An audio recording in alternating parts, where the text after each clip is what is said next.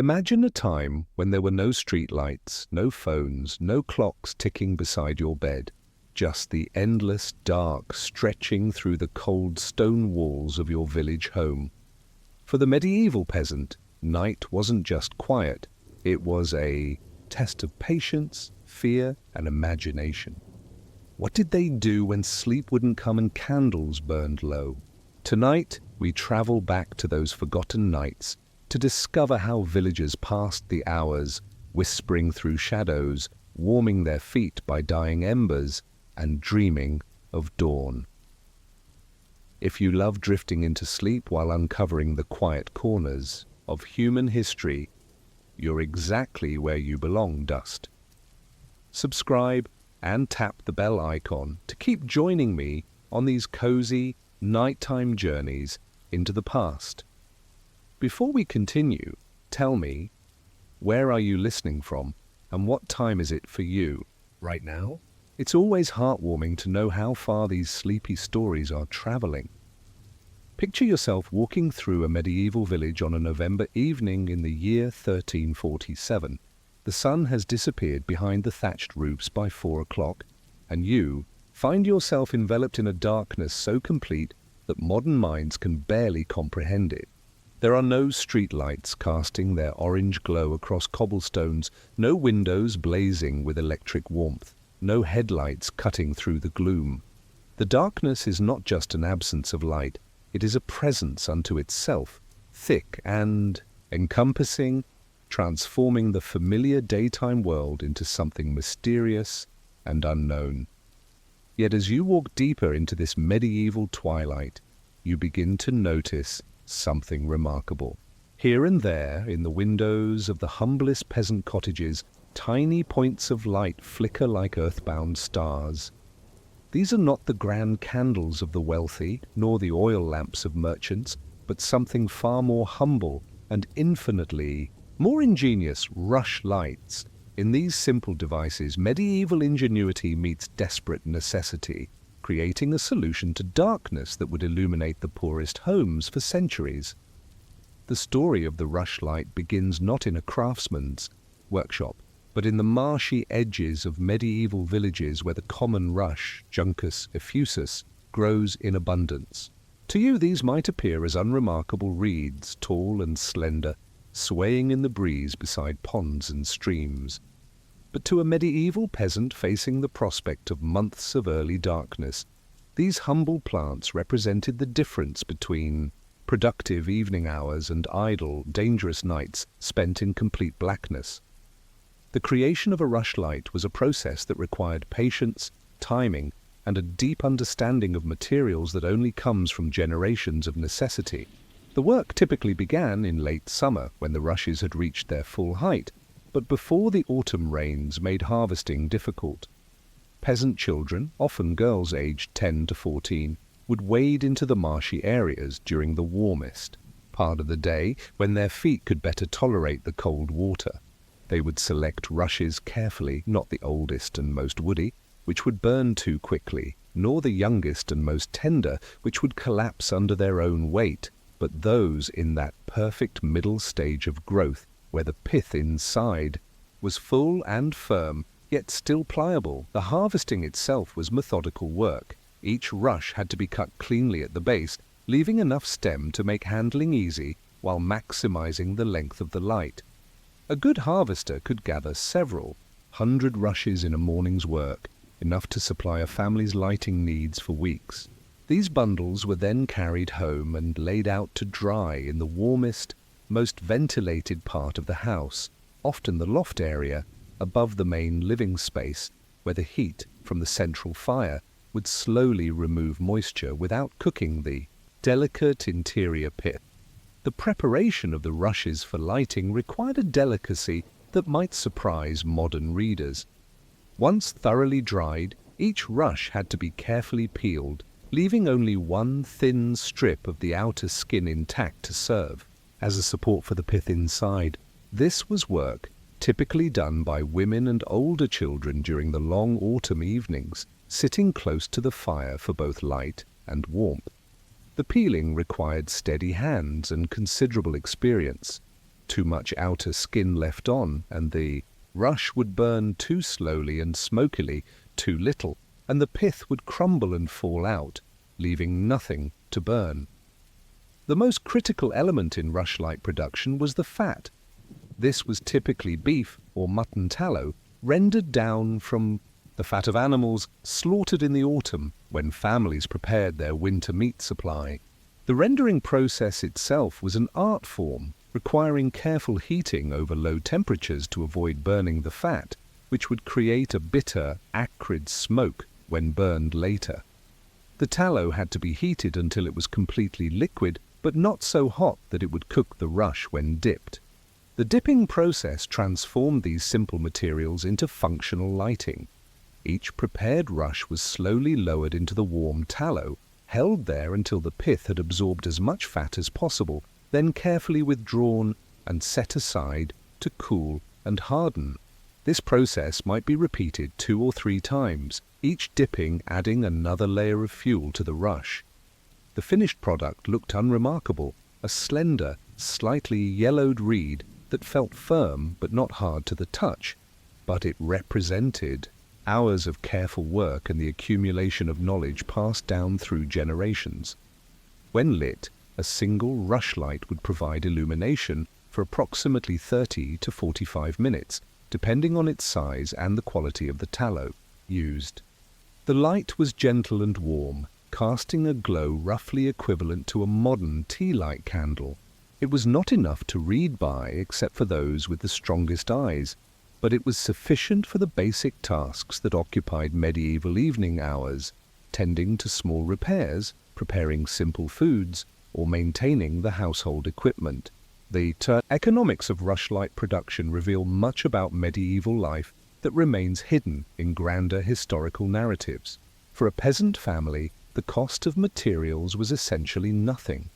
The rushes grew wild and free, the tallow came from animals that would be slaughtered anyway for food, and the labor was performed during hours when other work was impossible. This meant that even the poorest families could afford basic lighting, a luxury that would have been unimaginable if they had been forced to purchase manufactured candles or oil for lamps. Yet the simplicity of rushlights should not obscure their importance in medieval society.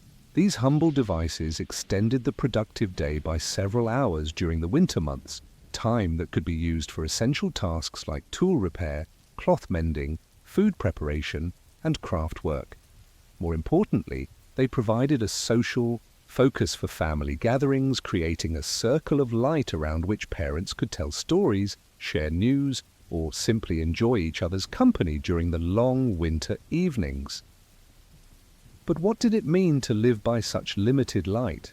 How did families organize their lives around the brief, gentle glow of rushlights, and what happened during those long hours when even this modest illumination was too expensive to maintain?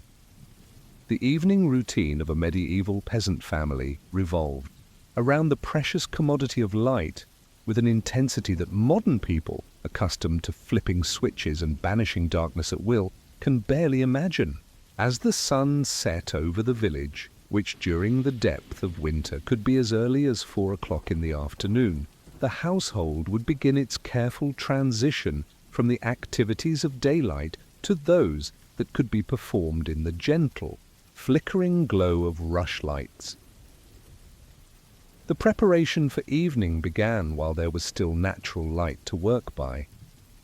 Women and older children would complete their final outdoor tasks, bringing in firewood, checking that the livestock was secure, drawing water from the well, and ensuring that anything left outside was properly protected from frost and predators.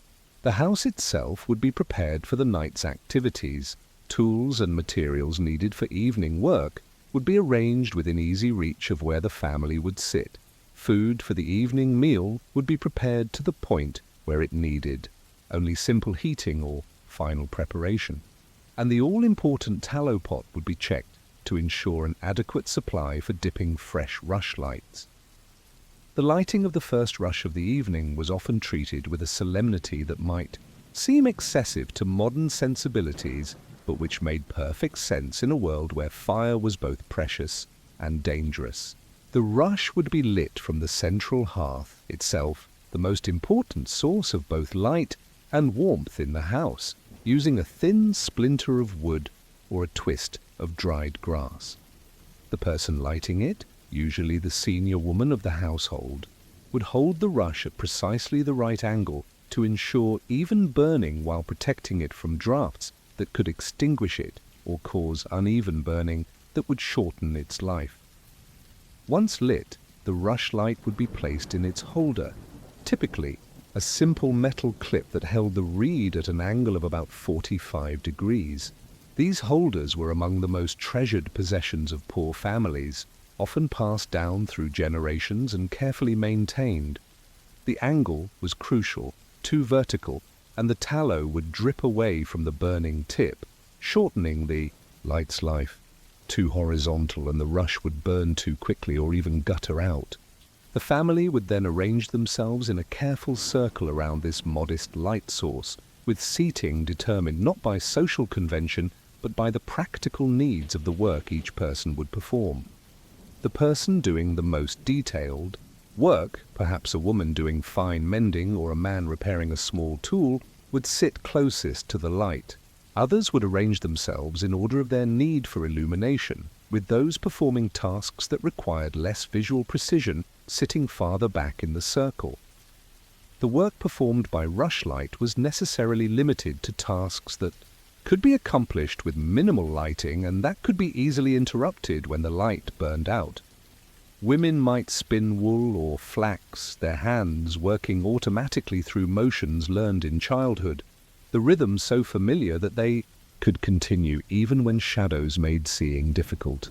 Men might whittle wooden implements, sharpen knives, or repair leather goods, work that required skill and experience but not minute visual precision. Children had their own evening occupations. Older girls would learn spinning and simple sewing.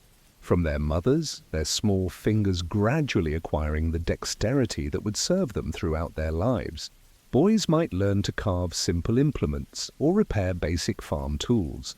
Younger children of both sexes would listen to the conversations of their elders, absorbing the accumulated wisdom of their community through stories, practical advice, and casual discussions of daily life. The conversation around rushlights had its own particular character, shaped by the intimate circle of light and the knowledge that the illumination was temporary and precious. Talk was often quiet and focused, avoiding the boisterous discussions that might occur during daylight hours. Stories were common, tales passed down through generations, accounts of local events, discussions of seasonal work and preparations.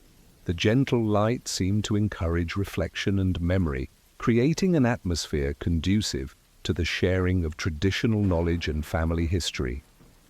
As each rush light burned down, a process that took roughly half an hour, the family faced a decision.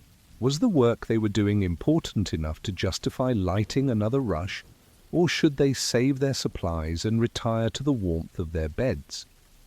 This calculation involved complex considerations of economy, necessity, and seasonal planning. During the harvest season, when every available hour needed to be used for processing grain and preserving food, multiple rushlights might be burned each evening.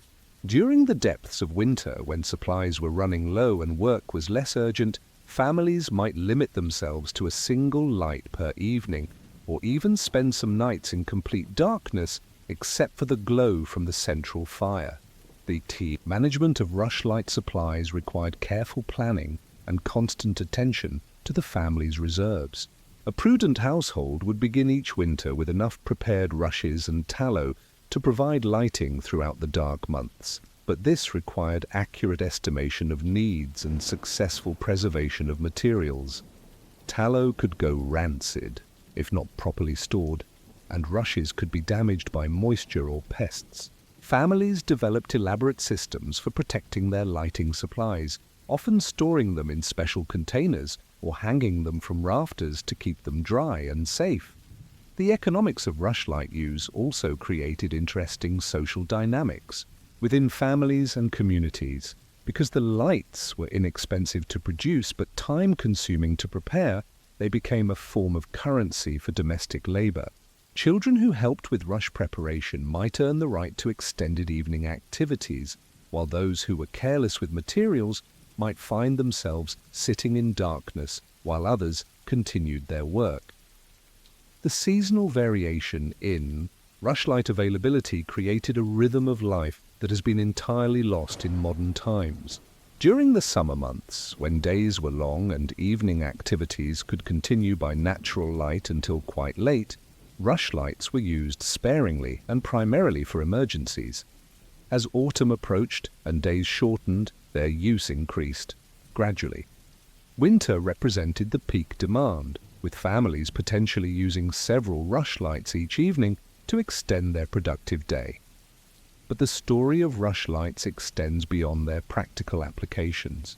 These simple devices were deeply embedded in the social and cultural fabric of medieval village life, playing roles in courtship, community gathering, and seasonal celebration that reveal the intimate connection between technology and social structure in pre-industrial societies. As winter deepened and the days grew shorter, rushlights became more than mere sources of illumination. They evolved into the quiet centers around which medieval social life reorganized itself. The gentle, flickering glow of these humble devices created intimate spaces within the larger darkness, fostering forms of community interaction and family bonding that would be difficult to imagine in our electrically illuminated age. The sharing of rushlight illumination was one of the most fundamental expressions of community cooperation in medieval villages. Families with particularly good harvests of rushes or abundant supplies of tallow would often invite neighbors to join their evening circles, creating larger gatherings that combined resources and spread the cost of lighting across multiple households. These informal arrangements were governed by complex social protocols that balanced generosity with practical necessity. A typical shared evening might involve 3 or 4 families gathering in the largest available room, with each contributing something to the common pool of resources. One family might provide the rushlights, another the tallow for making replacements, a third might contribute firewood to keep the space warm, and a fourth might supply simple refreshments, perhaps nuts from their autumn gathering or preserved fruits from their summer harvest. These contributions were carefully balanced over time, with families taking turns as hosts and ensuring that no one household bore an unfair burden of expense. The activities during these shared evenings were carefully orchestrated to make the most of the available light and to ensure that everyone contributed meaningfully to the gathering. Women would bring their spinning or mending work, creating a soft, rhythmic background of productive activity. Men might work on small crafts or tool repair, while children would help with simple tasks that required more hands than skill. The combination of multiple families working together allowed for more complex projects than any single household could manage alone. These evening gatherings became crucial venues for the transmission of cultural knowledge and community values. Older women would teach younger ones the finer points of textile work, passing down techniques that had been developed over generations. Men would share practical knowledge about farming, animal husbandry, and craft techniques, ensuring that essential skills continued to be transmitted even during the lean winter months when direct apprenticeship was difficult. The storytelling. Traditions that flourished in these rushlight circles were particularly rich and complex. Unlike the formal entertainments provided by traveling minstrels or the religious instruction offered by clergy, the stories told around rushlights were intimate, personal, and deeply connected to local experience. These might include family histories stretching back generations, accounts of unusual weather patterns or agricultural successes and failures, tales of local characters and their memorable exploits, or moral stories designed to instruct children in proper behavior. The rhythm of storytelling was naturally shaped by the duration of rushlights. A skilled storyteller would pace their tale to match the burning time of a single rush, creating natural breaks in the narrative that allowed for discussion, reflection, or the decision of whether to light another rush to continue the story. Some tales were specifically designed to fill exactly the span of one rush light, while others were structured in episodes that could be spread across multiple evenings, creating anticipation and ensuring that neighbors would return to hear the conclusion. Young people found in rush light gatherings opportunities for social interaction that were otherwise limited by the demands of agricultural work and family responsibilities. The close proximity required by the small circle of light, combined with the relaxed atmosphere of evening leisure, created natural opportunities for conversation and friendship that might not occur during the structured activities of daytime. Work, courtship in particular, took on unique characteristics in these intimate gatherings. Young men and women who might have little opportunity for private conversation during daylight hours could engage in carefully supervised social interaction within the protective circle of family and community oversight. The low light provided a degree of privacy and intimacy, while still maintaining the social propriety that rural communities demanded. The seasonal rhythm of rushlight gatherings created its own social calendar. Early autumn gatherings were often focused on preparation work, processing the harvest, preparing preserved foods, and completing the tasks necessary for winter survival. As winter deepened, these gatherings became more purely social, providing essential human contact and mental stimulation during the months when outdoor work was limited and social isolation was a constant threat. Religious observances were also shaped by the availability and character of rushlight illumination. Private devotions, family prayers, and informal religious discussions were often conducted by rushlight with the gentle, reverent atmosphere created by the soft illumination seeming particularly appropriate for spiritual contemplation. Some families would dedicate specific evenings each week to religious activities, reading from prayer books if they were available, and literate, or engaging in oral recitation of familiar prayers and religious stories.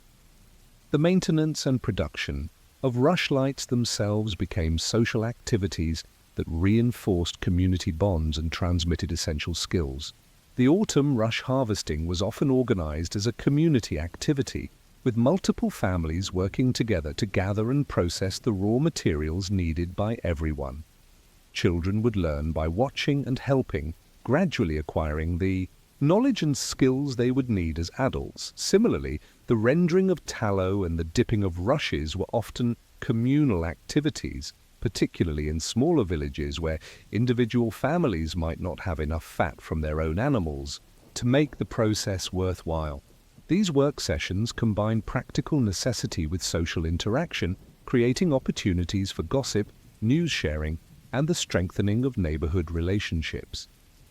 The etiquette surrounding rushlight use was complex and subtle, involving considerations of economy, courtesy, and social hierarchy that revealed much about medieval village society.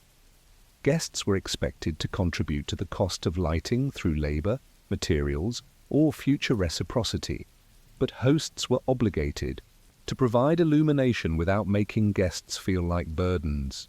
The positioning of people around the light source, the allocation of the best light for different types of work, and the decisions about when to light additional rushes all involved social negotiations that required tact and sensitivity. As winter gradually gave way to spring and the days began to lengthen, the role of rushlights in community life evolved once again. The reduction in their necessity was gradual rather than sudden, allowing social patterns to adjust slowly to the increasing availability of natural light. The final rushlight gatherings of the season often took on a celebratory character, marking not just the return of longer days but the survival of another winter and the renewal of the annual cycle that governed rural life. The legacy of rush light culture extended far beyond its practical applications, creating patterns of social interaction, community cooperation, and cultural transmission that shaped medieval village life in profound ways. These simple devices, crafted from the humblest materials, illuminated not just the darkness of winter nights, but the essential human need for connection, cooperation, and shared meaning in the face of natural challenges.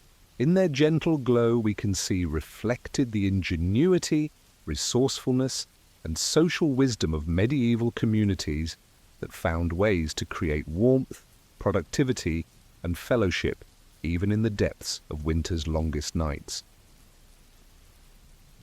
But rushlights were only one part of the complex strategies medieval villagers developed for dealing with long, dark nights.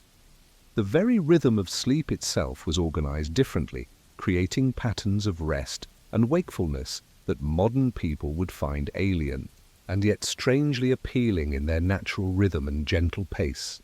In the depth of winter, in medieval Europe, when darkness could stretch for 14 hours or more, the human body developed a rhythm of rest that modern science is only now beginning to understand and appreciate. This was not the continuous 8-hour sleep that contemporary society considers normal, but rather a pattern so fundamental to human experience that it was simply accepted as the natural order of things.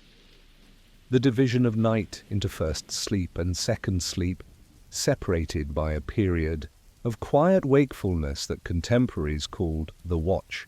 Imagine yourself as a medieval peasant settling into bed as the sun disappears in mid-afternoon during December. Your day has been spent in the constant activity that agricultural life demands: tending animals, maintaining tools, processing food, managing the 100 small tasks that keep a household functioning through winter. As darkness falls and the temperature drops, you join your family around the central hearth for the evening meal, perhaps some conversation by rushlight, and then sometime between 6 and 8 o'clock in the evening, you retire to your bed. This bed is likely shared. Privacy was a luxury unknown to most medieval people, and the warmth provided by shared body heat was essential for survival during the coldest months. You might share sleeping space with your spouse, your children, other family members, and even occasional guests or travelers. The bed itself is a simple construction, a wooden frame supporting a mattress stuffed with straw, feathers if you are fortunate, or simply piled rushes and cloth if you are poor. As you settle into sleep, your body naturally responds to the darkness and the day's exhaustion. Within minutes, you drift into what medieval people called first sleep, a deep, restorative slumber that will last approximately 4 hours. This is not the light, fitful sleep of someone fighting against an unnatural schedule, but the profound rest of a body following rhythms that have been established over thousands of generations of human evolution. The first sleep was characterized by particularly deep slumber. Modern sleep research suggests that this initial period of rest was dominated by slow-wave sleep, the most physically restorative stage of the sleep cycle. During these hours, the body repairs itself from the day's labors, the immune system strengthens, and memories are consolidated. Medieval people sleeping in this natural pattern likely experienced more complete physical recovery than many modern people achieve with their interrupted, artificially lit schedules. But around midnight, the very middle of the long winter night, something remarkable happens. Without the intrusion of alarm clocks or artificial lighting, your body naturally transitions from deep sleep to gentle wakefulness. This is not the jarring awakening of someone interrupted by external noise, nor the sluggish emergence from sleep that characterizes most modern mornings. Instead, it is a quiet, peaceful transition that contemporaries described as being as natural as the rising of the sun.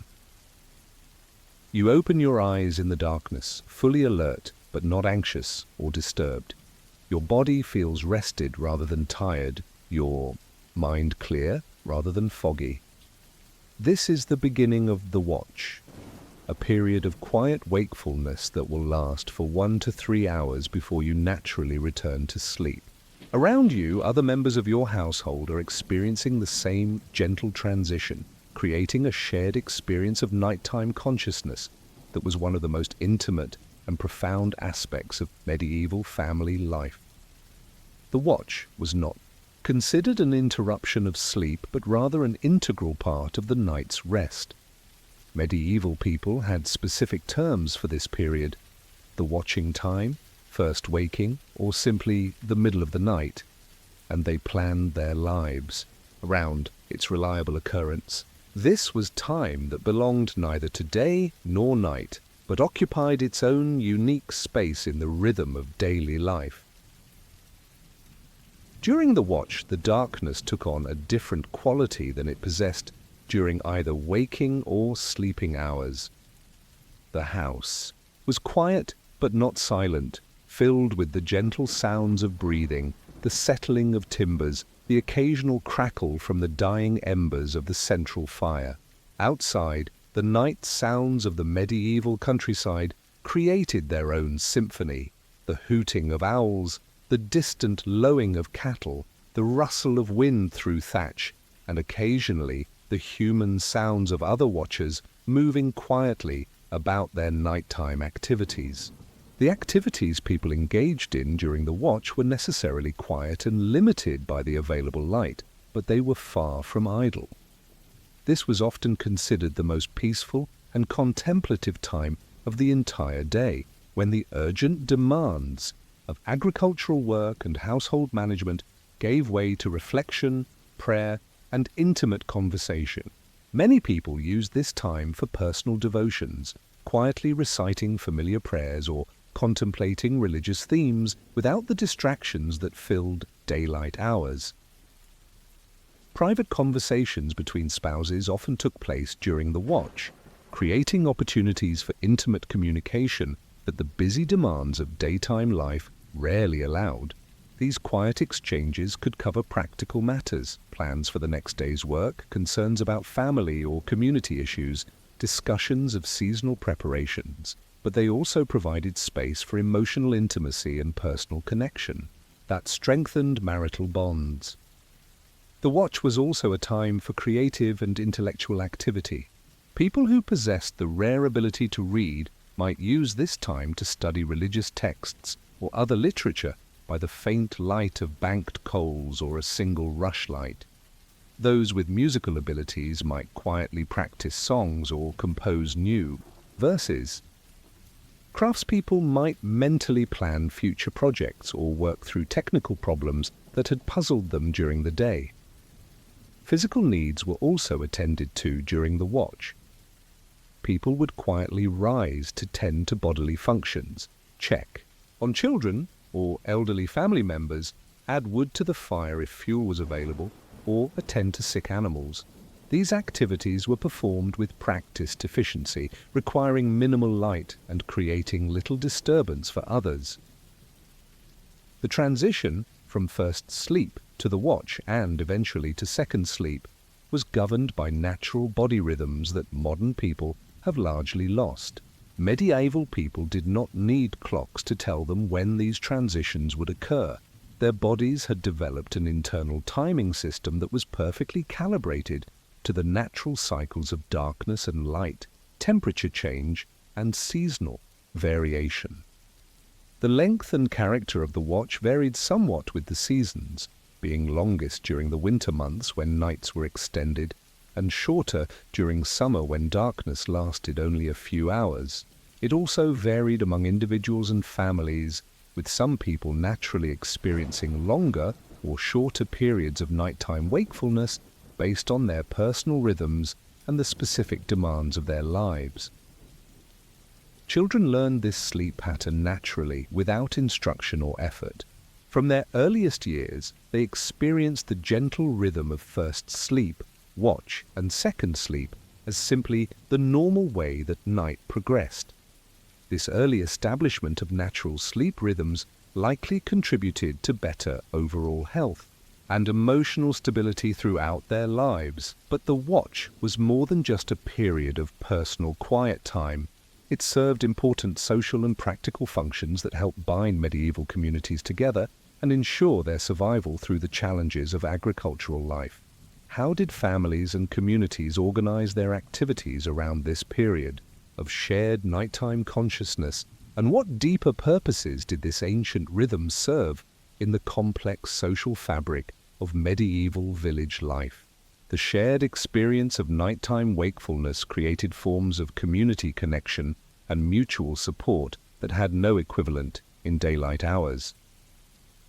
During the watch, when most of the world slept, but a significant portion of each household was quietly alert, medieval villages developed their own nocturnal culture, a set of practices, expectations, and social rhythms that were as important to community life as the more visible activities of the daylight hours. The timing of the watch meant that it often coincided with various forms of nighttime labor that were essential to medieval survival. New mothers, nursing infants who followed no adult schedule, found in the watch a natural time for feeding and caring for their children without the disruption and exhaustion that characterizes similar activities in modern families committed to continuous sleep. The gentle wakefulness of the watch period meant that tending to a child's needs felt natural rather than burdensome, and the quiet intimacy of the nighttime hours created opportunities for bonding that busy daylight hours could not provide. Similarly, care for the sick and elderly often took place during the watch. Family members would quietly check on those who were ill, provide water or simple medicines, adjust bedding for comfort, or simply offer the reassurance of human presence to those experiencing pain or anxiety. The contemplative atmosphere of the watch seemed particularly suited to these acts of caregiving, allowing for attention and tenderness that might be hurried during the busy daylight hours. The watch also provided essential time for religious observance and spiritual reflection. Medieval Christianity placed particular emphasis on nighttime prayer, following biblical injunctions to pray at all hours and the example of monastic communities that divided the night into periods of prayer and rest. Lay people, though not bound by the rigid schedules of monastic life, often used the watch for personal devotions, quietly reciting familiar prayers, meditating on religious themes, or engaging in the kind of spiritual reflection that the peaceful darkness seemed to encourage. Some families established regular routines of shared prayer during the watch, with parents leading children in quiet recitation of familiar prayers or religious stories. These practices served multiple purposes. They provided religious instruction in an intimate family setting. They created shared experiences that strengthened family bonds, and they offered a framework for understanding the watch as a meaningful and purposeful part of daily life rather than simply an interruption of sleep. The practical demands of medieval life also shaped watch activities in important ways. This was often the safest time for certain types of household work that required quiet concentration. Women might use the watch for delicate needlework that was difficult to accomplish during busy daylight hours or in the limited light of rush lamps. Men might work on small-scale crafts or tool repair that required careful attention to detail. Food preparation also took advantage of the watch period. Bread dough set to rise during the evening would be ready for kneading and shaping during the middle of the night, allowing for fresh bread to be baking in the pre-dawn hours. Certain types of food preservation, the tending of slow-curing processes, the monitoring of fermentation, the adjustment of smoking or drying procedures, required attention at regular intervals throughout the night and could be efficiently managed during the watch. The watch created opportunities for learning and skill transmission that were particularly valuable for children and young people. The quiet intimacy of nighttime conversation allowed for types of instruction that might be difficult during the busy, often noisy daylight hours. Parents might use this time to teach children prayers, songs, stories, or practical skills that required careful attention and patient repetition. Young people approaching adulthood often received their most important guidance about marriage, parenthood, and adult responsibilities during watch conversations with parents or other family members. The privacy and contemplative atmosphere of these nighttime hours seemed particularly suited to discussions of personal and spiritual development that might be embarrassing or difficult in more public settings. Community cooperation extended into the watch period in various ways. Neighbors might take turns staying alert during particularly dangerous periods, such as times when wolves were active in the area, during severe storms that threatened building damage, or when illness was widespread in the community. These informal networks of nighttime vigilance provided essential security and mutual support that helped rural communities survive challenges that individual families could not face alone. The watch also played important roles in seasonal and agricultural planning. The quiet hours of nighttime wakefulness provided ideal opportunities for the kind of long-term thinking and careful consideration that effective farming required. Families might use this time to discuss crop rotation plans, evaluate the performance of different agricultural techniques, plan major purchases or improvements, or make decisions about livestock management that would affect their survival and prosperity in the coming year. Weather observation was another important watch activity. Medieval farmers, lacking modern meteorological tools and forecasts, relied heavily on careful observation of natural signs to predict weather changes that could affect their crops and livestock. The quiet hours of the watch, when other distractions were minimal, provided excellent opportunities for this kind of careful attention to environmental conditions. The watch period also served as a natural time for conflict resolution and family problem-solving. The peaceful atmosphere and freedom from daily pressures created opportunities for addressing disputes, discussing family concerns, and making decisions that might be difficult during the more stressful daylight hours. Parents might use this time to address behavioral problems with children. Couples might work through marital difficulties, and extended families might resolve conflicts over resources or responsibilities. Creative and intellectual activities flourished during the watch among those who had the education and inclination for such pursuits. People who could read might use this time for personal study or reflection on religious or philosophical texts. Those with musical abilities might practice or compose, taking advantage of the quiet that allowed for careful attention to sound and rhythm. Storytellers might use the watch to develop and refine the tales they would share with others, crafting narratives that took advantage of the contemplative mood that darkness seemed to encourage. The social aspects of the watch were particularly important for mental health and community cohesion during the long winter months. The shared experience of nighttime wakefulness created a sense of connection and mutual support that helped combat the isolation and depression that could affect individuals and families during periods of harsh weather and limited daylight.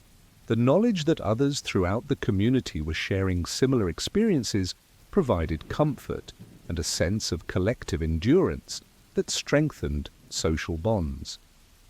Record-keeping and memory work also took place during the watch. Families might use this quiet time to review the events of the day, plan future activities, or engage in the kind of careful recollection that helped preserve family history and community knowledge in a largely pre-literate society. Important information about agricultural techniques, family genealogy, local history, and community relationships was often passed down through nighttime conversations that took advantage of the reflective atmosphere of the watch. But how did this ancient rhythm of two sleeps eventually disappear from human experience? And what can modern people learn from this lost pattern of rest that served our ancestors so well for countless generations? The transition from the watch back into second sleep was as gentle and natural as the earlier awakening had been. As the hours of quiet wakefulness drew to a close, typically sometime between midnight and 2 in the morning during the winter months, medieval people would feel a familiar drowsiness returning. This was not the heavy, drugged exhaustion of modern people fighting against artificial schedules, but a pleasant, natural tiredness that signaled the body's readiness for the final phase of the night's rest. Second sleep, or morning sleep as it was sometimes called, had its own distinct character and function. This later period of rest was generally lighter than the first sleep, characterized by more dreaming and a gradual preparation for the eventual awakening that would come with dawn. Medieval people often reported that their most vivid and memorable dreams occurred during second sleep, and these dream experiences were considered an important part of the night's restorative process. The dreams of second sleep were often more complex and narrative than those of first sleep, possibly because the mind was less deeply unconscious and more responsive to both internal thoughts and external stimuli. These dreams played important roles in medieval spiritual and psychological life, often being interpreted as messages from God, warnings about future events, or insights into personal problems and relationships. The length of second sleep varied with the seasons and individual needs, but it typically lasted from 3 to 5 hours, carrying people through until dawn or shortly thereafter. During the summer months, when nights were shorter, second sleep might last only 2 or 3 hours, while in the depths of winter it could extend well past sunrise, allowing for total sleep times that matched or exceeded what modern sleep experts recommend. The awakening from second sleep was typically more gradual and pleasant than the abrupt arousal that characterizes modern alarm-based schedules.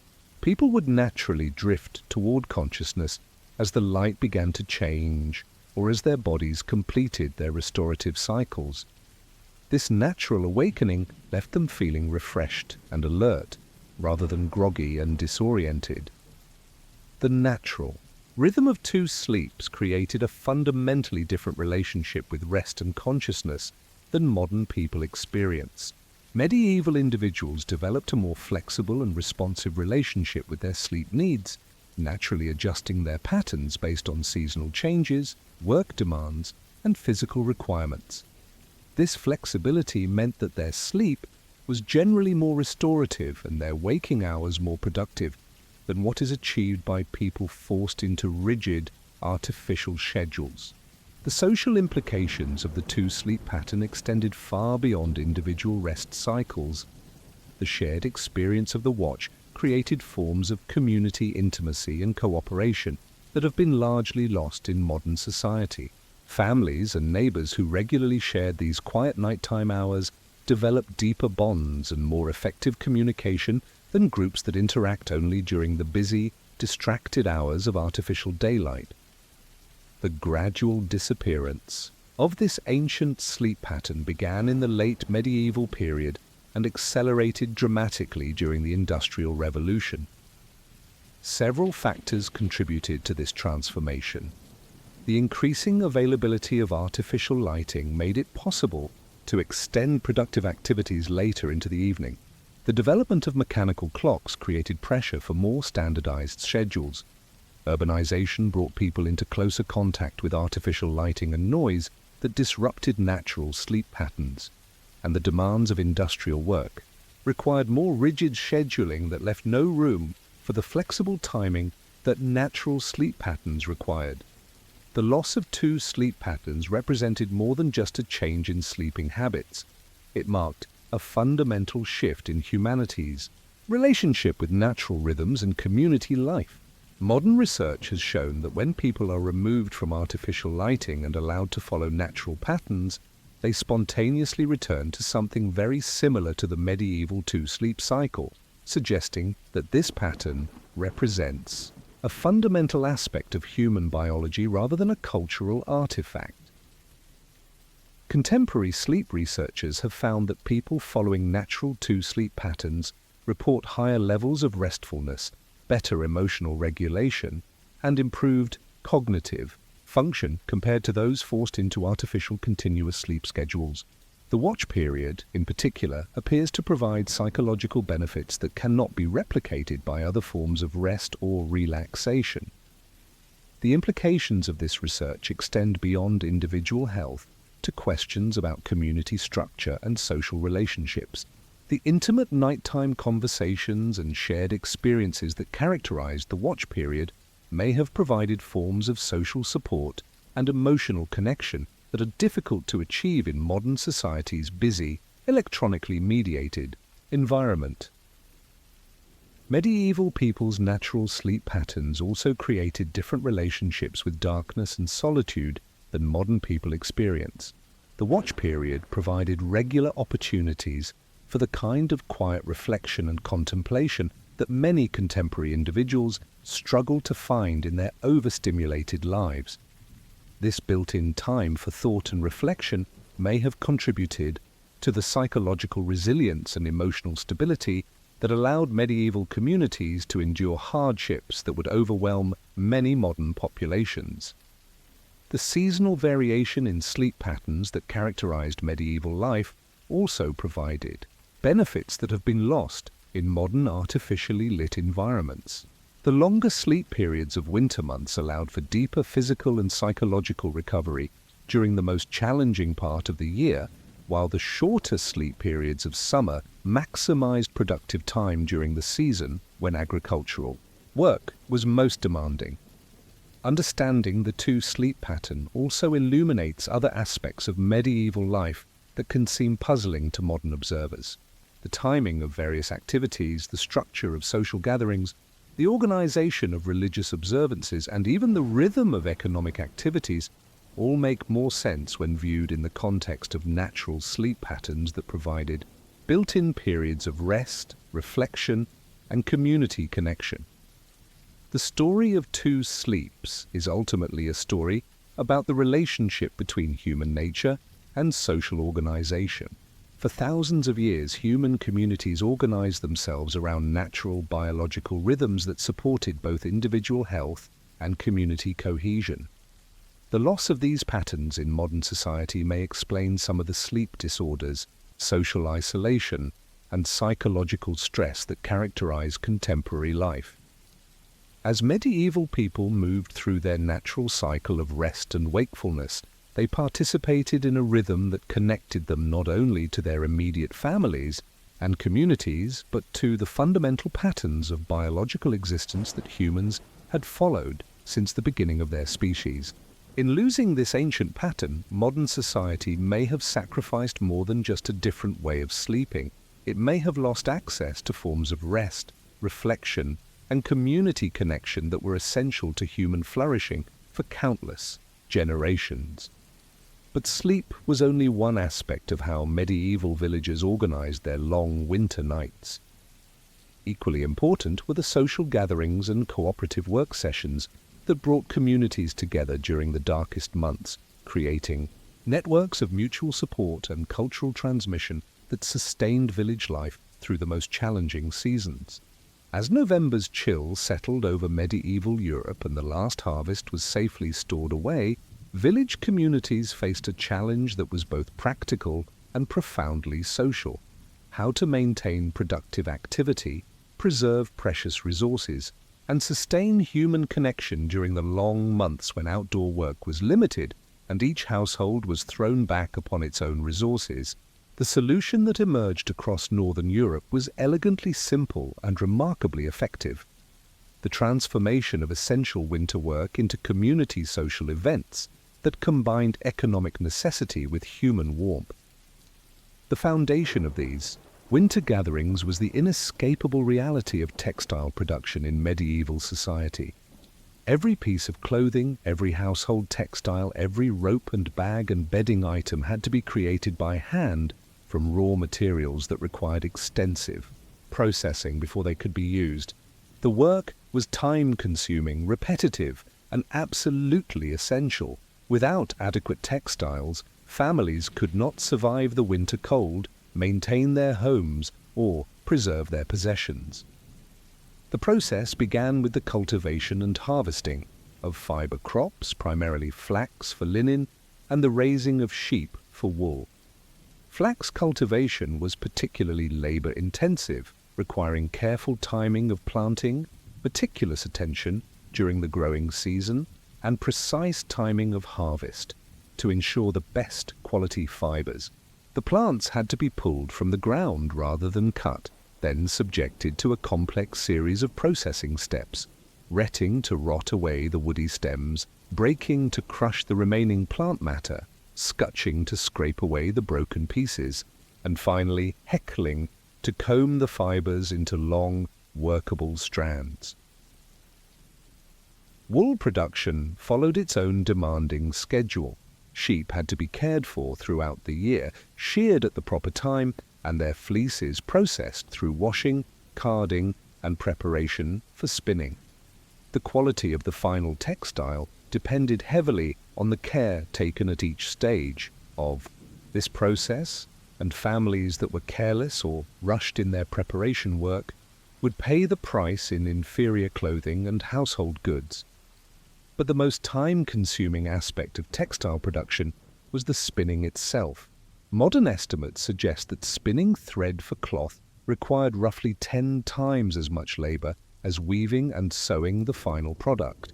A single linen shirt might require 40 to 60 hours of spinning time, while a woolen cloak could demand twice that amount. For a family to produce enough textiles for their basic needs, clothing, bedding, household linens, and various utilitarian items, required hundreds of hours of spinning work each year. This enormous labor requirement created both a problem and an opportunity for medieval communities. The problem was obvious. How could families complete the necessary spinning work while maintaining all their other essential activities? But the opportunity was equally significant. Here was work that was essential, time-consuming, and perfectly suited to social interaction and cooperative effort. The solution that emerged was the transformation of spinning from individual household drudgery into community social events that combined work with entertainment, education, and mutual support. These gatherings, known by various names across Europe, Spinnstube in German-speaking areas, Vélez in France, Veglia in Italy, became central institutions of medieval winter life. The economic logic behind these gatherings was compelling. By pooling their resources, families could dramatically reduce the cost of lighting and heating required for winter evening work. Instead of each household burning precious fuel to light and warm individual work sessions, a dozen or more families could gather in a single location, sharing the cost of illumination and creating enough combined body heat to make the space comfortable for extended work periods. The organization of these gatherings required careful planning and social coordination. Families took turns hosting, with the responsibility rotating among households based on factors such as the size of available space, the resources each family could contribute, and the specific needs of the community at any given time. The host family would prepare their largest room, ensure adequate seating for all participants, provide basic lighting, and maintain a fire that would keep the space warm throughout the evening. Participants brought their own work materials, prepared fibers ready for spinning, spindles and other tools, and any special equipment needed for their particular projects. They also contributed to the communal resources through a complex system of reciprocal obligations that ensured fair distribution of costs and benefits. Some families might contribute fuel for lighting, others might provide simple refreshments, and still others might offer specialized skills or tools that benefited everyone. The work itself was organized to maximize both productivity and social interaction. Experienced spinners would position themselves where they could easily assist beginners, while those working on particularly challenging or delicate projects might be given the best lighting and most comfortable seating. The rhythm of the work, the steady motion of spindles, the gentle sound of fibers being drawn out and twisted, created a peaceful, meditative atmosphere that encouraged conversation and community bonding. Children played important roles in these gatherings, beginning their participation at early ages and gradually taking on more responsibility as they developed the necessary skills.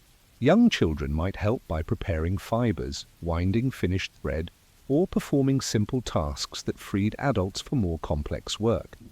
As they grew older, they would learn the actual spinning techniques through careful observation and patient instruction from experienced community members.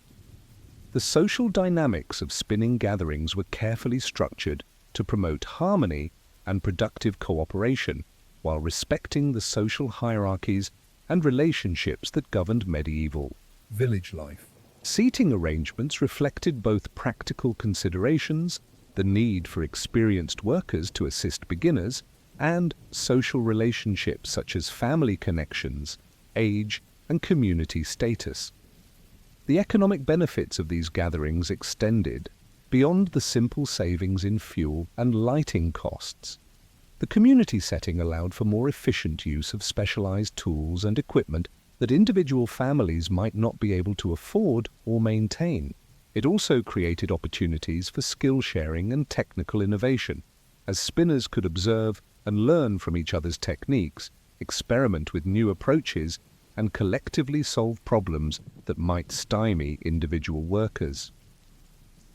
Quality control was another important advantage of community spinning sessions. The collective expertise of experienced spinners helped ensure that thread production met consistent standards, while the social pressure of working in front of one's neighbors encouraged careful attention to quality and productivity. Thread that was poorly spun could be identified and corrected before too much time was wasted, and workers who were struggling with technical problems could receive immediate assistance. The seasonal rhythm of these gatherings reflected the broader patterns of medieval agricultural life. They typically began in earnest after the autumn harvest was complete and continued with increasing frequency as winter deepened and outdoor work became impossible. The longest and most elaborate gatherings occurred during the depths of winter, when families had the most time available and the greatest need for social contact and mutual support. But what transformed these practical work sessions into something much more significant was the rich social and cultural life that developed around the basic activity of textile production. How did medieval communities use these gatherings to transmit knowledge, maintain relationships, and create the bonds of mutual support that sustained village life through the most challenging seasons?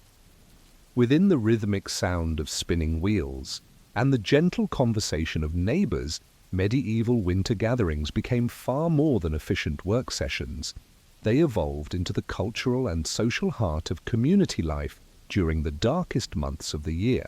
These evening assemblies, where women and girls gathered to spin while men and boys provided music and entertainment, created a unique social space that served functions no other institution could match. The educational role of spinning circles was perhaps their most important long-term contribution to medieval society. These gatherings provided the primary venue for transmitting the accumulated knowledge and skills that each generation needed to pass on to the next. Young girls learned not just the technical skills of textile production, but also the broader knowledge of household management, community relationships, and cultural traditions that would guide them throughout their adult lives. The instruction that took place in these settings was remarkably comprehensive and sophisticated. Beginning spinners learned first to prepare fibers properly, understanding how different treatments affected the quality and characteristics of the final thread. They discovered how to judge the readiness of materials, how to adjust their techniques for different types of fiber, and how to maintain consistent quality even when working with inferior raw materials. As their skills developed, young spinners learned more advanced techniques, how to create threads of different weights and textures for specific purposes, how to work with specialty fibers that required particular handling, and how to troubleshoot problems that could ruin hours of work. They also learned the economic aspects of textile production, how to calculate the time and materials needed for different projects, how to balance quality against speed of production, and how to make the trade-offs that determined whether a family's textile needs would be met within available resources. But the education provided by spinning circles extended far beyond technical skills. These gatherings were where young people learned the social knowledge that governed community life. how to interact appropriately with people of different ages and social positions, how to contribute to group efforts while maintaining individual dignity, how to navigate the complex relationships and obligations that bound medieval communities together. The storytelling tradition that flourished in spinning circles played a crucial role in cultural transmission. The woman who knew the most songs and stories was often called the cantorka and was given the honored position closest to the fire, reflecting the high value placed on cultural knowledge and entertainment skills. These storytellers served as living libraries, preserving and transmitting the accumulated wisdom, history, and creative expression of their communities. The stories told in spinning circles included several distinct categories, each serving different social and educational functions. Folk tales and fairy stories provided entertainment while teaching moral lessons and social values. Historical narratives preserved community memory and helped establish group identity and continuity with the past. Religious stories provided spiritual instruction and reinforced the Christian values that were central to medieval society. And personal anecdotes and family histories maintained the intimate knowledge of relationships and events that bound communities together across generations. The musical traditions associated with spinning gatherings were equally important for community cohesion and cultural preservation. Work songs with repetitive rhythms helped coordinate group activities and made repetitive tasks more enjoyable. Ballads told stories of love, adventure, and historical events, preserving cultural narratives in memorable forms. Religious songs provided opportunities for shared worship and spiritual reflection. And seasonal songs marked the progression of the year and reinforced the community's connection to natural cycles. Young men played important roles in these gatherings, despite the fact that spinning itself was primarily women's work. They provided musical accompaniment, told stories, engaged in conversation with potential romantic partners, and helped create the festive atmosphere that made these work sessions enjoyable social events. The presence of young men also created opportunities for courtship and romantic connection that were otherwise limited in medieval rural society. The courtship opportunities provided by spinning circles were carefully structured to allow for social interaction while maintaining community, supervision, and moral propriety. Young people could engage in conversation, share songs and stories, and develop relationships under the watchful eyes of parents and community elders. These settings allowed for the gradual development of romantic attachments based on personal compatibility and shared values rather than purely economic considerations. The competitive aspects of spinning gatherings added excitement and motivation to what could otherwise be monotonous work. Communities developed various forms of competition that rewarded both skill and productivity. Contests to see who could produce the finest thread, races to complete specific amounts of work within set time periods, and challenges to accomplish particularly difficult techniques or work with challenging materials. These competitions served multiple purposes beyond simple entertainment. They provided incentives for skill development and innovation, created opportunities for recognition and social advancement, and helped establish reputations that could be important for future economic and social relationships. A young woman, known for exceptional spinning skills, might find better marriage prospects, while someone recognized for innovation might be sought out for advice and instruction. The seasonal celebrations integrated into spinning gatherings helped maintain community morale during the most challenging months of the year. Special gatherings might be organized around religious holidays with traditional foods, special decorations, and ceremonial activities that broke the routine of ordinary work sessions. These celebrations provided psychological relief from the monotony and hardship of winter, while reinforcing the social bonds that held communities together. The information exchange that occurred during spinning gatherings was crucial for community survival and prosperity. News from other villages, information about weather patterns and seasonal conditions, knowledge about agricultural techniques and innovations, and intelligence about economic opportunities and threats all circulated through these informal networks. This information sharing helped communities make better decisions about everything from crop planning to marriage arrangements. The conflict resolution function of spinning gatherings was equally important for community stability. The regular, social contact provided by these events created opportunities for addressing disputes, mediating disagreements, and maintaining the cooperative relationships that were essential for survival in agricultural communities. The neutral social setting of spinning circles often made it easier to resolve conflicts that might be difficult to address in other contexts. The psychological benefits of these gatherings were perhaps most important of all. The long, dark months of winter could be psychologically devastating for people isolated in individual households with limited social contact and entertainment.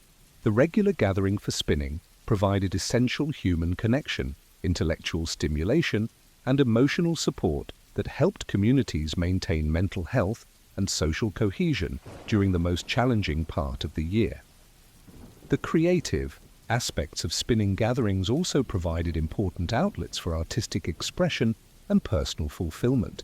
The decorative elements of textile work, the patterns, colors, and special techniques that transformed functional items into beautiful objects were often planned and developed during community sessions. Participants could share ideas, learn new techniques, and collaborate on projects that would have been impossible for individual workers. But how did these community gatherings actually function on a practical level, and what was the lived experience of participating in these essential institutions of medieval winter life? As evening shadows lengthened across the medieval village in the depths of January, the familiar rhythm of preparation for the night's spinning gathering would begin in households throughout the community. This was not a casual social event, but a carefully orchestrated gathering that required coordination, preparation, and the smooth integration of practical work with complex social dynamics. Understanding how these gatherings actually functioned provides insight into both the ingenuity of medieval communities and the intimate details of daily life during the pre-industrial era. The preparation for a spinning gathering began hours before the participants actually assembled. The host family would spend the afternoon preparing their space, moving furniture to create adequate seating, checking their supply of fuel for both fire and lighting, and preparing any refreshments they planned to offer. The largest room in the house, typically the main living area centered around the hearth, would be arranged to accommodate 12 to 20 people in a rough circle that maximized access to both light and heat. Seating arrangements were determined by a complex mixture of practical considerations and social protocol. The cantorka, or lead storyteller, traditionally sat closest to the fire, reflecting both her honored status and the practical need for the person speaking to be clearly visible and audible to the entire group. Experienced spinners were positioned where they could easily assist beginners, while those working on particularly demanding projects were given access to the best light. Age and family relationships also influenced seating patterns. Elderly participants were given the most comfortable spots close to the fire but protected from drafts. Young people were often seated together, creating opportunities for social interaction while keeping them under the watchful supervision of their elders.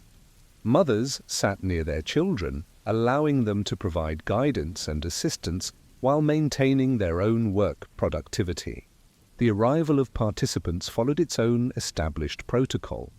Families would arrive together, carrying their prepared materials, tools, and any contributions to the evening's shared resources.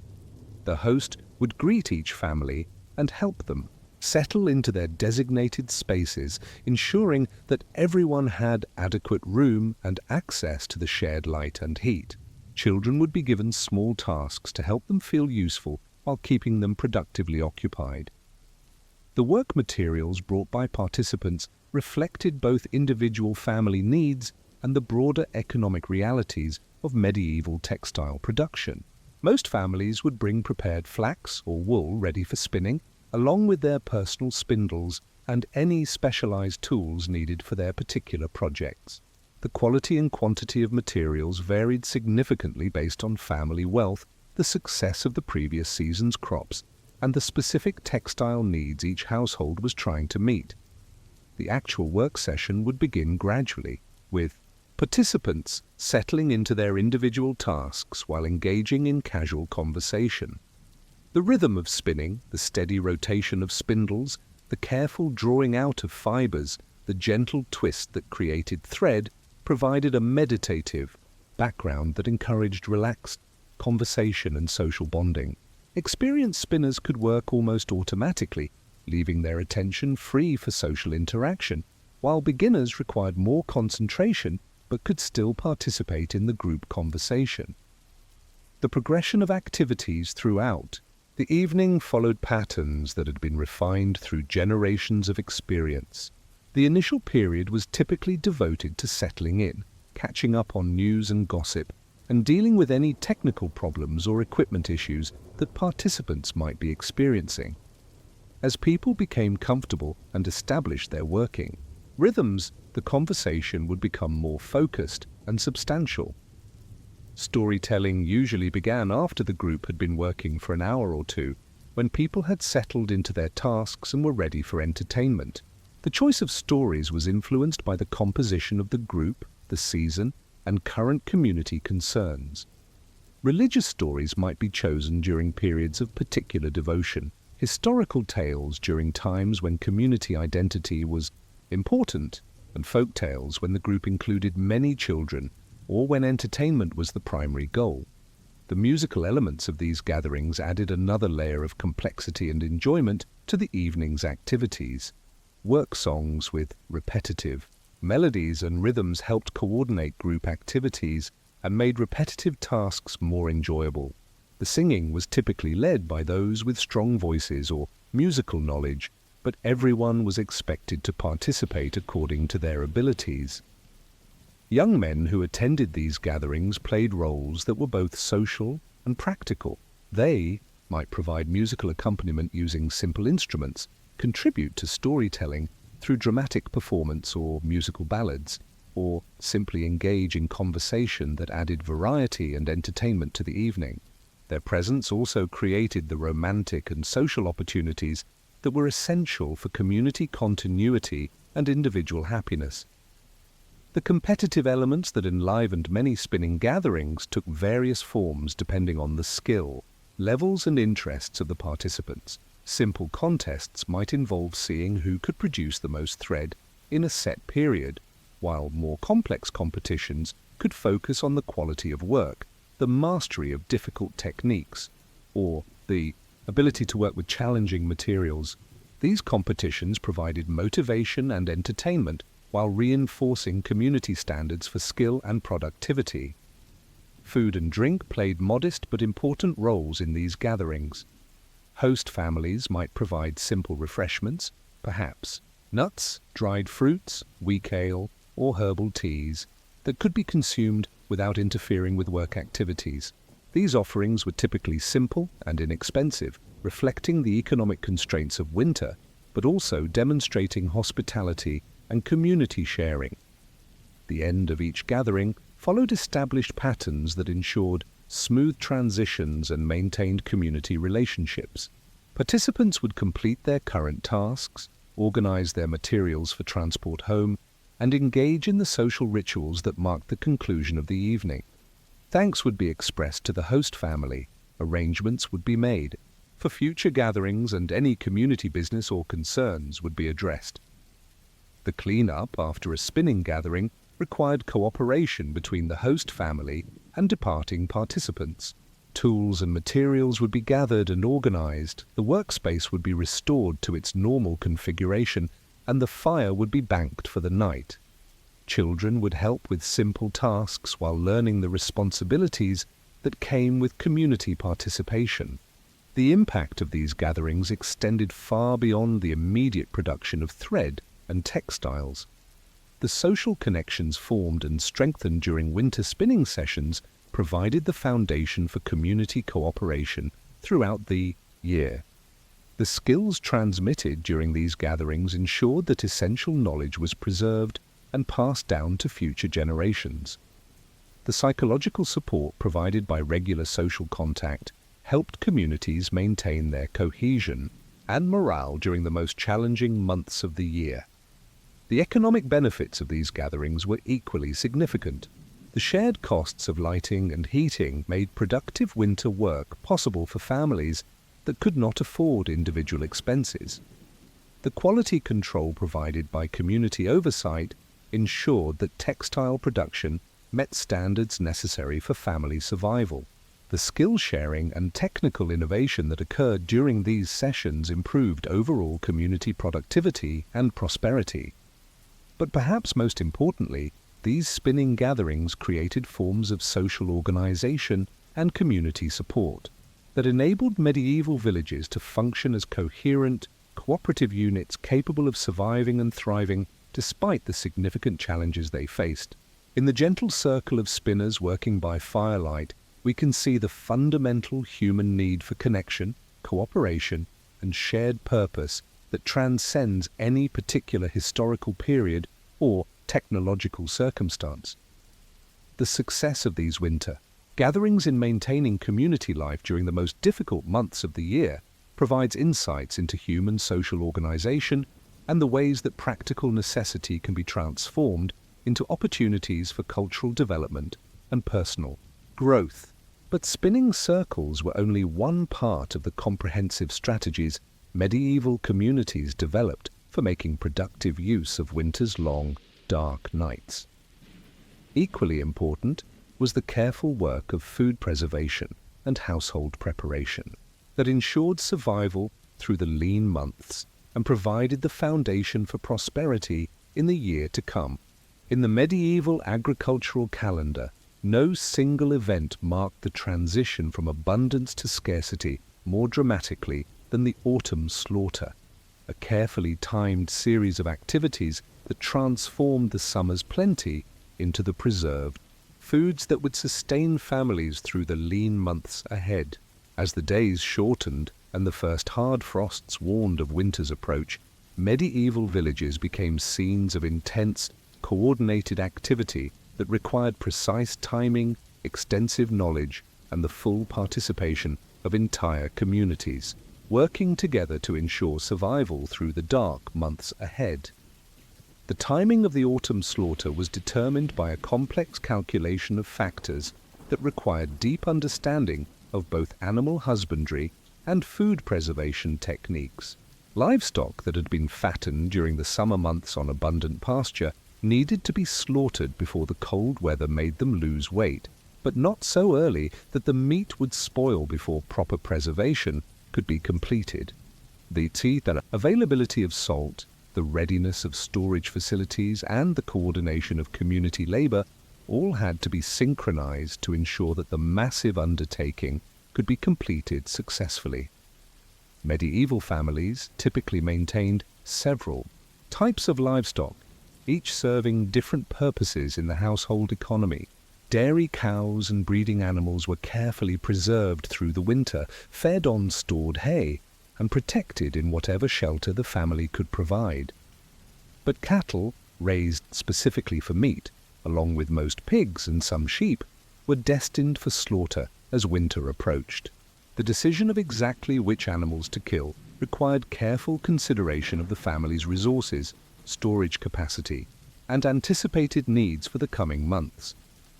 Pigs held a particularly important place in medieval food preservation because they converted household scraps and forest forage into high-quality protein more efficiently than other livestock. The autumn pig slaughter was often a community event that brought neighbors together to share labor, knowledge, and the substantial work required to process large animals. A single pig could provide enough meat to sustain a family through much of the winter, but only if it was properly processed and preserved within the brief window of time before spoilage began. The actual slaughter required both skill and strength, as well as careful attention to cleanliness and timing that could mean the difference between successful preservation and dangerous spoilage.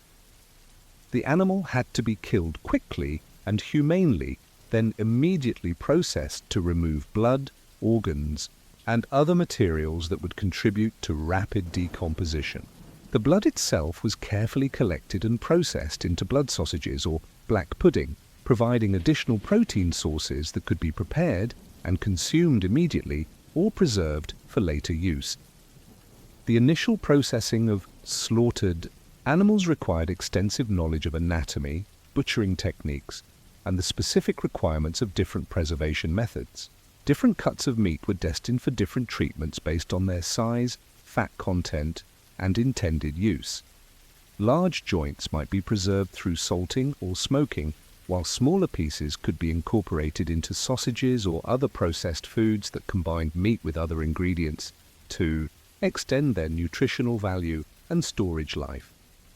Salt was the most critical ingredient in medieval food preservation, and families invested considerable resources in obtaining adequate supplies for their winter preservation needs. The quality and type of salt used could dramatically affect the success of preservation efforts, and experienced preservers developed sophisticated understanding of how different salts performed under various conditions. Sea salt was preferred when available, but inland communities often relied on rock salt, or salt derived from natural deposits that required careful purification before use. The dry salting process that was used for most meat preservation required precise technique and careful attention to environmental conditions. The meat was buried in salt, with the salt drawing out moisture and creating an environment hostile to the bacteria that caused spoilage. The amount of salt required was substantial. Preservation of a single large joint might require several pounds of salt, making this process a significant economic investment for medieval families.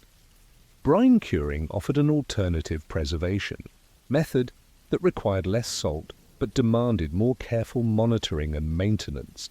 Meat was submerged in heavily salted water solutions that had to be regularly checked, refreshed, and adjusted to maintain proper preservation conditions. This method was particularly useful for smaller pieces of meat and for families that had limited salt supplies but adequate time and attention to devote to the preservation process. The smoking of meat provided both preservation and flavor enhancement, but required specialized knowledge and equipment that not all families possessed. Smokehouses had to be constructed and maintained, proper wood had to be selected and prepared, and the smoking process had to be carefully controlled to achieve the right balance of preservation and taste. Different types of wood produced different flavors and preservation qualities, and experienced smokers developed sophisticated understanding of how to combine various woods to achieve desired results. The preservation of organ meats and other perishable parts of slaughtered animals required special techniques and immediate attention. Livers, kidneys, and other organs spoiled quickly, but provided essential nutrients that families could not afford to waste. These were often processed immediately into sausages, pâtés, or other foods that could be consumed quickly or preserved through specialized techniques. Fat rendered from slaughtered animals served multiple purposes in medieval households beyond simple nutrition.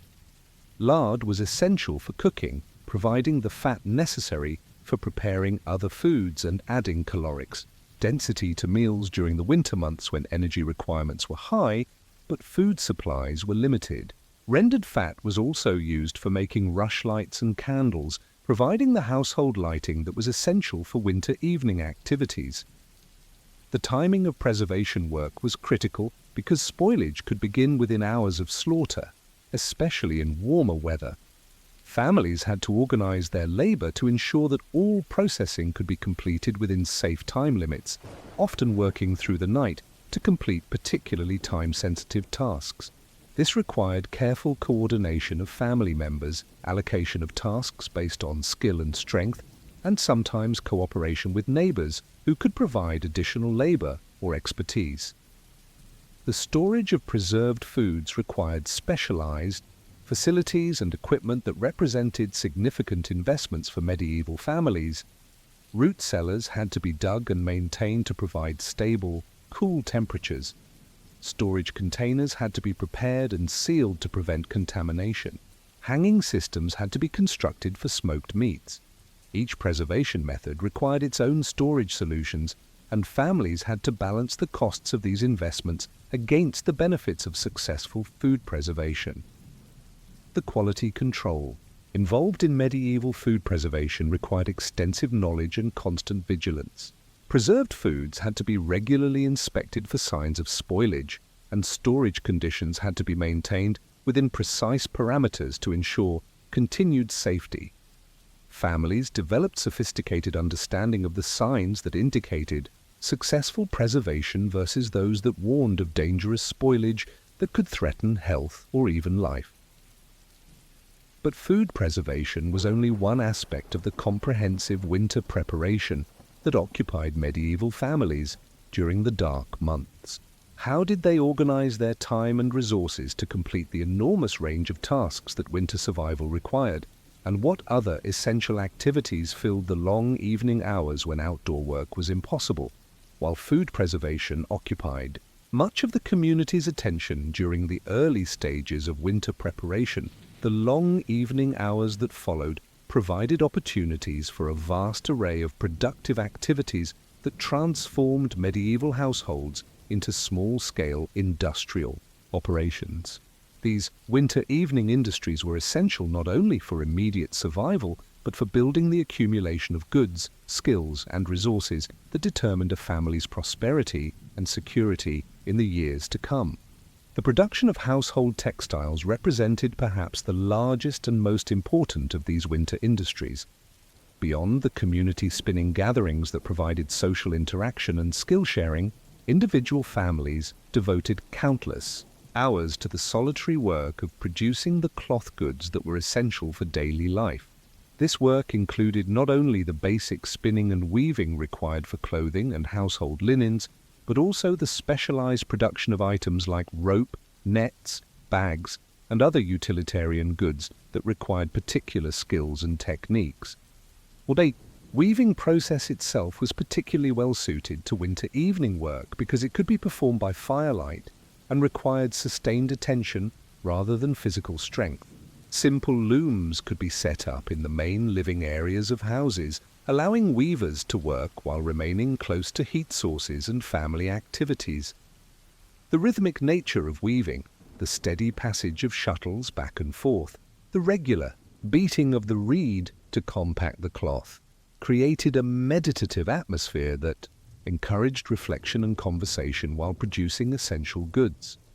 The winter months were also the primary time for producing the household supply of candles and other lighting materials.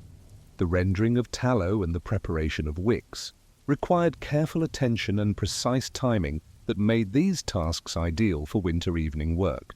Families would process the fat from their autumn slaughter into high-quality tallow, prepare wicks from various plant fibers, and create the molded or dipped candles that would provide light for special occasions throughout the year. The production of rushlights was an ongoing winter activity that required regular attention and careful planning. Families had to maintain their supplies of prepared rushes, ensure adequate stores of tallow, and regularly produce new lights to replace those that had been consumed. This work was often assigned to children and adolescents, providing them with productive tasks that contributed to household survival while teaching them essential skills. Woodworking represented another major category of winter evening industry. Men and older boys would use the long dark hours to create and repair the wooden implements that were essential for agricultural work, household management, and daily life. This included everything from simple utensils and containers to complex tools like plows, looms, and furniture. The ability to work with wood was considered an essential skill for medieval men, and winter evenings provided the time necessary to develop and maintain this expertise. The sophistication of medieval woodworking, even at the peasant level, often surprises modern observers. Using only hand tools and working by limited light, skilled craftsmen could produce implements of remarkable precision and durability. They developed techniques for selecting and seasoning wood, joining pieces without metal fasteners, and creating complex mechanisms that could withstand years of heavy use under demanding conditions.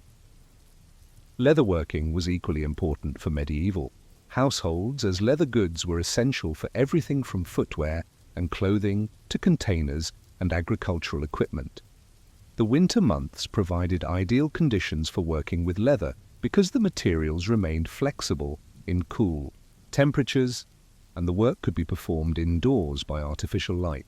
Families would process hides from their autumn slaughter, prepare leather for various uses, and create the shoes, belts, containers, and other leather goods that were essential for daily life. The preparation of leather required extensive knowledge of tanning processes, proper treatment of different types of hides, and the specialized techniques needed to create leather goods of various types. Brain tanning, vegetable tanning using oak bark or other plant materials, and other preservation methods required careful attention and precise timing to produce usable materials. The actual crafting of leather goods demanded skills in cutting, stitching, and finishing that took years to develop and represented valuable household capabilities. Basketry and the production of containers from natural materials occupied many winter evening hours. Families would work with materials gathered during the autumn, willow shoots, oak splits, pine needles, and various plant fibers to create the baskets, containers, and storage vessels that were essential for household organization and agricultural work. These items were constantly being worn out and needed replacement, making their production an ongoing necessity rather than an occasional craft activity. The creation of rope and cordage was another essential winter industry that required both skill and substantial time investment. Using plant fibers like flax, hemp, or nettle, families would produce the rope and string needed for everything from agricultural work to household management. The process of preparing fibers, spinning them into strong threads, and twisting multiple threads into rope required techniques that had been developed over generations and represented valuable household capabilities. Tool maintenance and repair occupied significant portions of winter evening time, as the heavy use during agricultural seasons took its toll on implements that were expensive to replace. Men would spend hours sharpening, repairing, and refurbishing the tools that their families' survival depended upon. This work required not only practical skills, but also careful planning to ensure that essential tools would be ready when spring work began. The production and maintenance of household furniture represented another important winter activity. Medieval peasant families owned relatively few pieces of furniture, but these items were essential for daily life and represented significant investments that needed to be carefully maintained. Winter evenings provided time for repairing damaged pieces, creating new items as family needs changed, and improving existing furniture to make it more comfortable or functional. Food preparation and processing continued throughout the winter months, with families working to transform their preserved foods into varied and nutritious meals. This included grinding grain into flour, processing preserved meats into different forms, preparing various types of preserved vegetables, and creating the diverse array of foods that provided both nutrition and variety during the lean months. Much of this work was ideally suited to winter evening hours when other activities were limited. The brewing of ale and other fermented beverages was a crucial winter activity that required careful timing, precise technique, and constant attention. Families would prepare the various grains, herbs, and other ingredients needed for brewing, monitor fermentation processes, and manage the storage and aging of finished products. The production of alcoholic beverages was not merely for enjoyment, but served important nutritional and safety functions, providing calories and nutrients while offering safer alternatives to potentially contaminated water supplies. Medicinal preparation was another essential winter industry that took advantage of the long evening hours. Families would process the herbs, roots, and other plant materials they had gathered during the growing season, creating the remedies and treatments that would serve their health needs throughout the year. This work required extensive knowledge of medicinal plants, proper preparation techniques, and safe storage methods that preserved the effectiveness of natural remedies. The care and maintenance of livestock that were kept through the winter required daily attention that often extended into evening hours. Animals had to be fed, watered, and monitored for health problems that could threaten their survival. The preparation of animal feeds, the maintenance of shelters, and the various tasks associated with livestock care provided additional productive activities for winter evenings. Accounting and record keeping, though limited by literacy rates, was an important activity for families that needed to track their resources, plan for future needs, and manage their economic relationships with neighbors and local authorities. Even families that could not read or write often maintained mental records of debts, obligations, and resource allocation that required regular review and planning.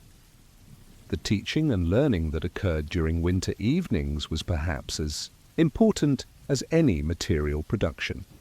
Parents would use these hours to transmit essential knowledge to their children, practical skills, cultural traditions, moral values, and the accumulated wisdom that each generation needed to pass on to the next. This informal education was crucial for maintaining community knowledge and ensuring that essential skills were not lost. But how did medieval families balance all these competing demands for their time and attention, and what was the actual lived experience of managing the complex array of activities that filled their winter evenings? The successful management of medieval winter evenings required a level of planning, organization, and time management that would challenge even modern families with their electronic calendars and scheduling systems. Medieval households had to balance immediate survival needs against long-term preparation, individual family requirements against community obligations, and the competing demands of various productive activities against the simple human need for rest, relaxation, and social connection. The daily rhythm of winter evening activities began with the conclusion of daylight work, which during the depths of winter might occur as early as mid-afternoon. As natural light faded, families would gather for their main meal of the day, using this time not only for nutrition, but for planning the evening's activities and coordinating the various tasks that needed to be accomplished. These planning discussions were crucial for ensuring that limited resources of light, heat, and energy were used efficiently. The allocation of evening work among family members followed patterns that reflected both practical considerations and social expectations. Adult women typically focused on textile work, food preparation, and household management tasks that required fine motor skills and careful attention to detail. Men usually concentrated on tool maintenance, woodworking, and other activities that required physical strength or specialized knowledge. Children were assigned tasks appropriate to their age and skill level, with their work serving both productive and educational purposes. The prioritization of different activities required complex decision-making that balanced immediate needs against long-term requirements. Families had to decide whether to focus on producing items for immediate use or creating goods that could be stored for future needs. They had to balance the production of essential items against the creation of goods that might be traded or sold for other necessities. These decisions required sophisticated understanding of family needs, market conditions, and seasonal patterns that affected the availability and value of different goods. The seasonal progression of winter evening activities reflected the changing priorities and opportunities that characterized different parts of the cold months. Early winter was often devoted to processing and preserving the products of the autumn harvest, completing the most time-sensitive preservation tasks, and preparing the materials needed for later winter work. Midwinter focused on the steadier production of textiles, tools, and other goods that required sustained effort over extended periods. Late winter was often devoted to preparation for spring activities, repairing and preparing tools and equipment that would be needed for agricultural work. The weather had a significant impact on the planning and execution of winter evening activities. Severe storms might prevent community gatherings and force families to rely on their individual resources for several days at a time. Extremely cold weather might make certain types of work impossible or require additional fuel expenditure that strained family budgets. Mild periods might allow for outdoor work that could reduce the pressure on evening productivity. The management of lighting resources required careful calculation and constant attention to the balance between productivity and economy. Families had to decide how much light to use for different activities, when to invest in additional illumination for complex tasks, and when to conserve resources by working in near darkness or postponing less essential activities. These decisions affected both immediate productivity and long-term resource availability. The coordination of individual work with community activities required diplomatic skills and careful attention to social obligations. Families had to balance their participation in community spinning gatherings, work exchanges, and social events against their individual productivity needs. They had to contribute fairly to community efforts while ensuring that their own essential tasks were completed. This balancing act required understanding of both practical needs and social expectations. The quality control that ensured successful completion of winter projects required constant vigilance and sophisticated technical knowledge. Families had to monitor the progress of various preservation processes, inspect stored goods for signs of spoilage or damage, and maintain the proper conditions for different types of work. The failure of preservation efforts or the production of substandard goods could have serious consequences for family survival and prosperity. The storage and organization of work materials and finished goods required efficient use of limited space and careful protection from moisture, pests, and other threats.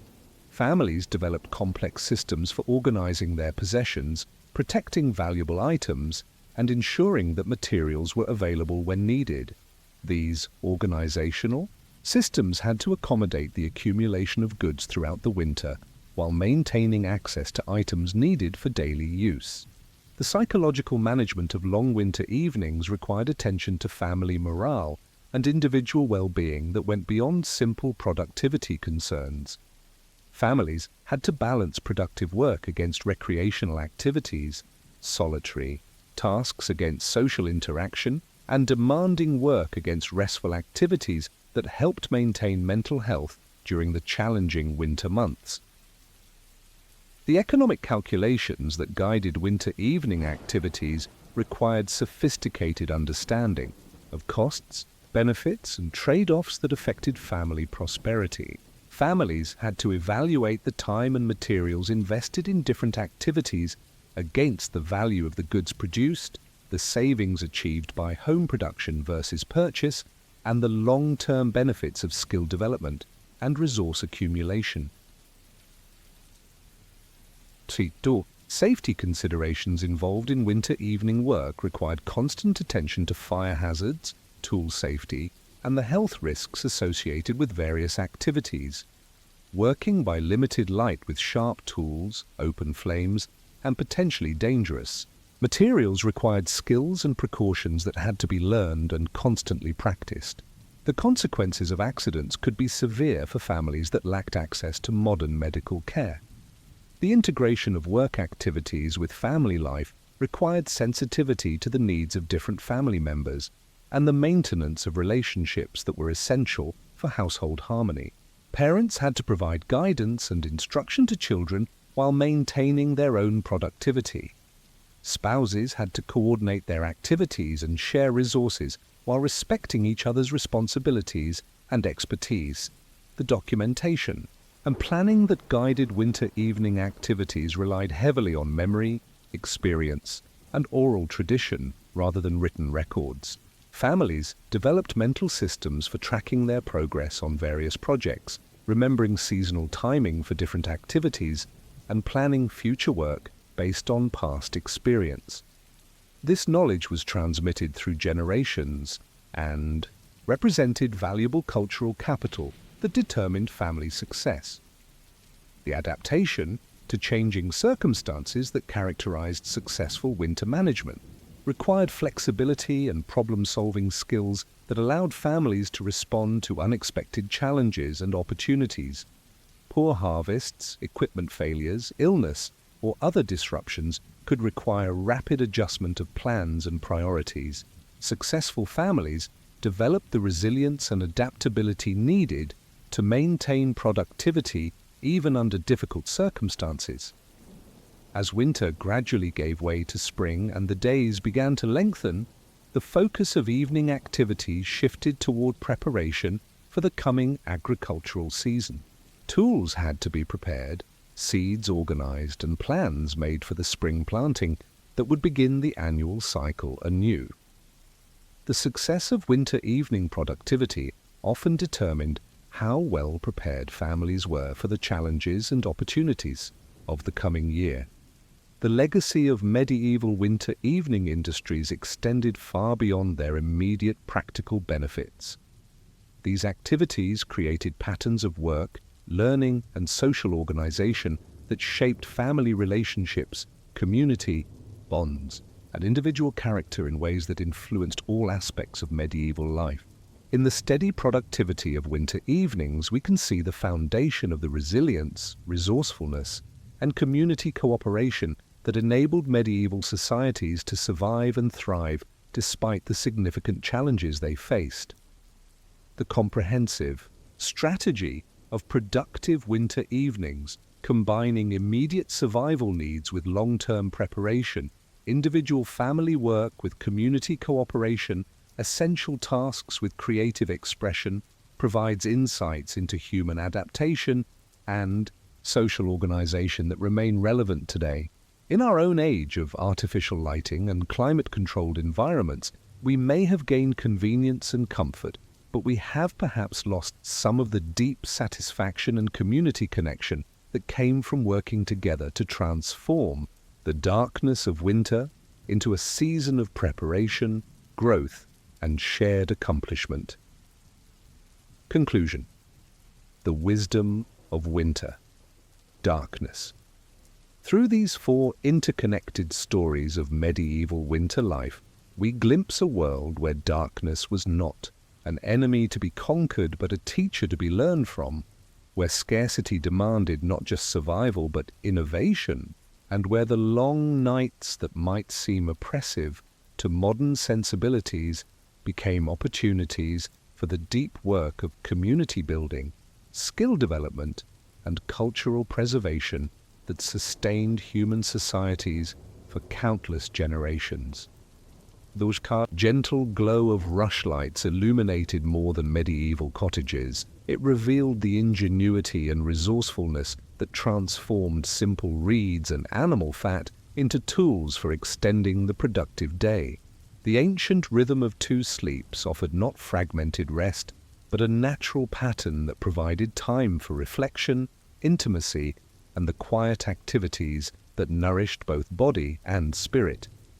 The warmth of spinning circles created more than textiles. They wove the social fabric that held communities together through their darkest months. And the careful work of winter preservation built not just stores of food and goods, but the foundations of prosperity and security that enabled families to thrive. In understanding how medieval villagers dealt with their long, dark, boring nights, we discover that these nights were neither long, nor dark, nor boring in the modern sense.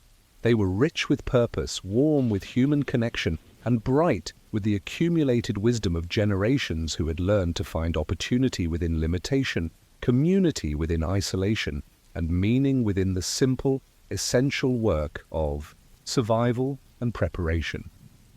Perhaps in our own age of artificial illumination and climate-controlled comfort, we might learn something from these medieval masters of the productive darkness who understood that the deepest satisfactions often come not from conquering nature's rhythms, but from learning to dance with them, creating human warmth and meaning within the cycles that have governed life on Earth since time immemorial.